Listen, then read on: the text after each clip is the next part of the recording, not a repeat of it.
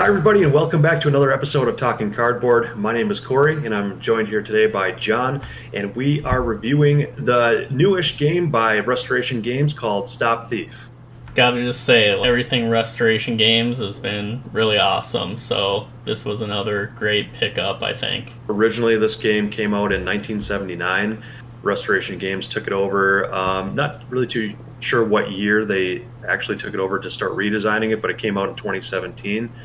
So a couple of years old now, but it's a pretty much a 1 to 4 player game, 30 to 60 minutes. Definitely on the lighter end, but it's got that hidden movement.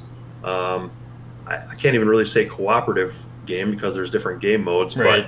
but hidden movement deduction, kind of along the lines of Clue. Yeah, that's probably the closest thing I could compare it to.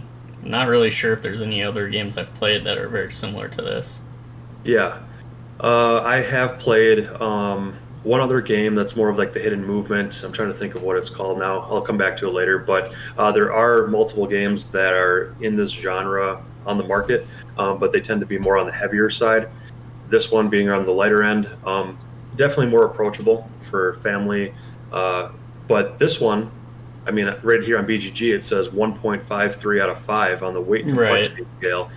I think this is approachable not only for family but for gamers alike too. Right.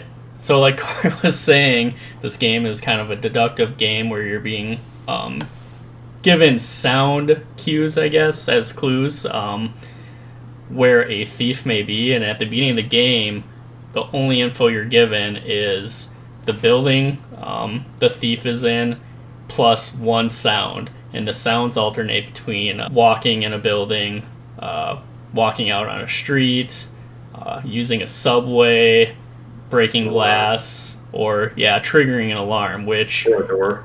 or a door. Yes, yeah, there's doors too. Okay, so there's like 6 different things that can potentially happen through these sound cues, and you're basically looking at these points on a board. Let's see if I can find a little graphic here of that. But basically, you have these points on the board. The number spots are anywhere the thief could be, and these empty circles are spaces your player has to travel through to look for the thief. So basically what you're doing is, like, you can see in the bottom left here, these black squares within the building would be considered, if you've heard footsteps in a building, you can move next to one of these spaces and attempt to make an arrest. And then you basically just input the space you're on into the app, and it will let you know whether or not you've made the correct guess or not. And basically, all you're risking as you're making these guesses is $1,000. And at the beginning of each game, you start with what, like $50,000 or something like that? Yeah, 35 to 50,000. Yeah. Or something. And basically, you're losing money whenever the thief either A, triggers an alarm, or you're making an incorrect guess when you're trying to make an arrest. And really, you're just trying to listen to these sound cues on each player's turn and kind of figure out, like, okay, if they're in this building here and they went from being in a building to a door to being in the building to an alarm, it's like, what pattern of spots does this fit? So you can figure out where exactly they are. So yeah, you basically just play through trying to capture these thieves. There's like a thief deck at the beginning of every game that's randomized.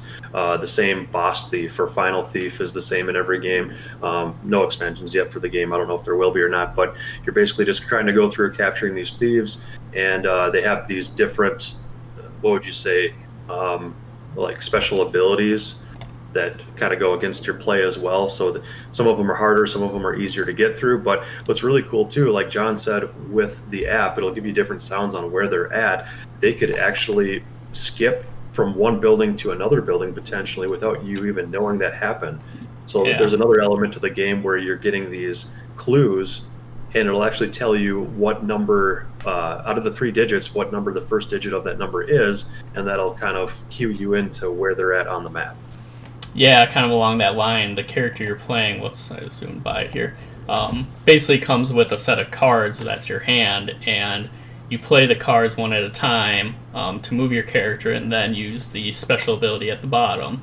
And then you have the lower card that is basically the card that lets you pick up all your cards again and refresh your hand. And the nice part is each investigator has different basically a different skill set. So as you can see here, like Drake Benedict, it looks like he is good at moving other investigators, which is kind of cool. I haven't actually played with this guy yet, but that seems like a unique like play style, whereas I think the person I played as could move like 3 spaces extra outdoors or something, which was a really cool mechanic, that each investigator is different and has a different set of cards. Yeah, and kind of to pair along with, I know there's a whole lot of pros here, but definitely the app paired with this game, or the whole like noise element to trying to figure out where they are and deducing where they're at. That was a lot of fun for me. Yep. Another cool thing is just it was lighthearted fun, but it was difficult deduction still. I don't feel like it was an easy win at all. It wasn't like every time we played we won. Did we ever win? I don't. Maybe once. I think we won the one time out of maybe 4 or 5 playthroughs. Yeah, and that's what I like a lot about when I like a game, especially cooperative. We played it a lot cooperatively. I like it to be easy to learn, teach, play together, and work together.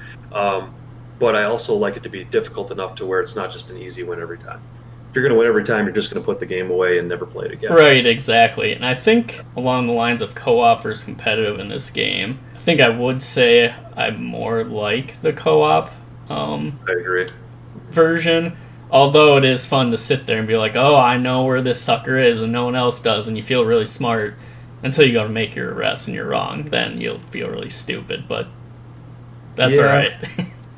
And there is a little bit of, I think, a little bit more luck to the competitive version too. Like, you can all kind of deduce or kind of think where they might be, but if you see maybe your opponent fail in one spot, then you might know that the other spot is where they're at. So when it's your turn, you can just kind of swoop in and take it. Yeah. So kind of a 50-50 shot on that. So I would agree. I love the cooperative version a lot more than the competitive version. I would give the game completely 2 separate ratings if we were to rate them. Not as a whole, but 2 separately. The one mode that we haven't tried yet that I'm excited to try is the all versus one. Oh, right, where one player plays as the thief. Yeah. So that would be kind of cool. So the thief in the all versus one would actually take the phone with the app on it and get to pick and choose where they're going along the map. So that might be kind of fun for the thief. Still might be more fun for the investigators. Right. But and that actually reminds me, that's actually really similar to the Clue Museum Caper, I think it's called. Oh, yeah. Very similar game where one person plays as a thief going through the museum and stealing art. So that's true. That might be worth looking up to see when that game came out compared to the first Stop Thief. Right. Because they are very similar. I think it's pretty old, too, so. Yeah. That pretty much wraps it up for all my pros, unless you have any other unique pros, John. So the other pro I have is like the different thieves. You're not just trying to catch a generic thief. They all kind of have a special ability that you have to figure out how to play around while you're still trying to find them. So it's like dual layers of complexity. Right. Right. Like some of them make you pay extra money if you guess wrong, or if you use like a private tip, you're paying extra money. Just adds another kind of layer onto the game that keeps it fresh, I think, and that's really cool. And I think you play with like 7 thieves a game, and then there's like 10 or 11 in the game. It's something like that. So it is a random assortment of thieves every time. Not only the random order on what they're placed, but you're not using every thief every game. Right, except for maybe the last thief, because the last, I can't remember what her name was, but she basically gets to go twice in between each person's turn, which just makes things way more difficult because it's really hard to like move and catch up to them. Yeah, she's really flying around the map at that point because her spots that she's going on are kind of hop jumping or hop skipping a lot of our places that we have to go on. And not only that, she can double back a lot more often on those alarm spots. And when that happens, you're taking $5,000 away every single time that she lands on that. So she can really drain your money or what little money you have left all within a couple turns. So yeah, a whole lot of pros there. Let's get right into cons. John, cons for the game? I would say my biggest con for this is maybe the competitive mode. Mm-hmm. I don't know if there's enough to it. I also think that it can kind of drag on with some of the lower costs on the thieves that you're capturing, or just how that works out. Right. I don't know. It was still That's fine. fun, but Yeah, that's my biggest con too, the competitive. I don't know how they could have done it differently. They probably couldn't have for the right, style of game it is.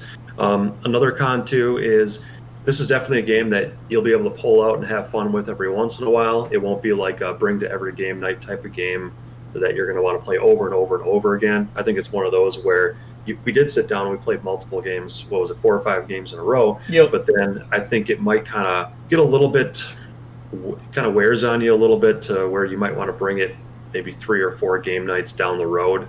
right. It gets a little bit stale. But I don't Yeah, know.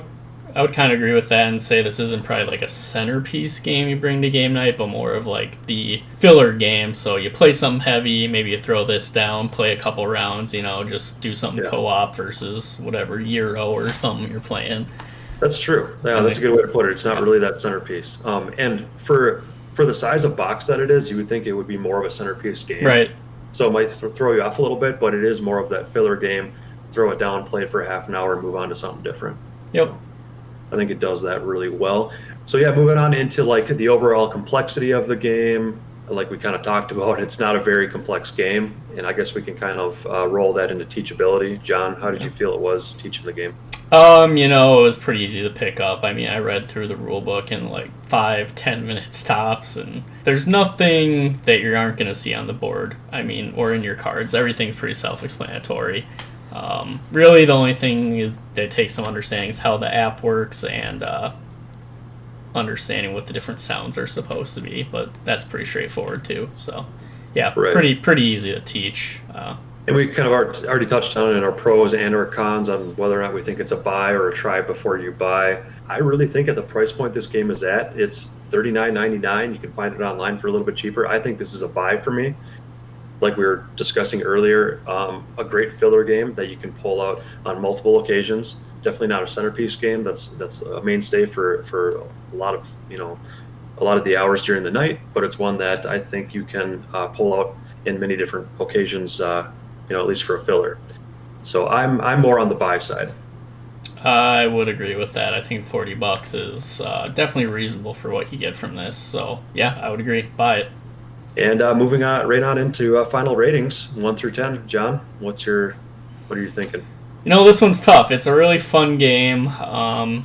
It's probably not something I suppose I would bring right to the table every game night or anything. So I would say this is probably, I don't know, a 6, I guess. I mean, it's something I would definitely play. It's something I'd use as a filler game, but it's probably not something I'd be like, you know what? I really want to play Stop Thief tonight. Yeah. I'm a little bit higher.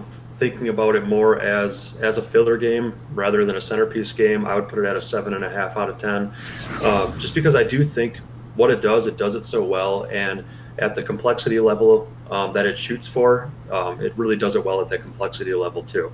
You find a lot of games out there that in this genre that are really complex, a lot of rules, take 2-3 hours to play. This one you can sit down, get it done within 45 minutes, half an hour, and if you look at it more of like a filler game from that perspective, I think a 7.5 out of 10 is where I'd put it. Yeah, I think that's pretty fair. I'd probably consider making this somewhere between 6 and 7. So Can't change your answer now. I know, right? Well, I didn't think about it beforehand, so All right. Well, everybody, that is Stop Thief, second edition by Restoration Games.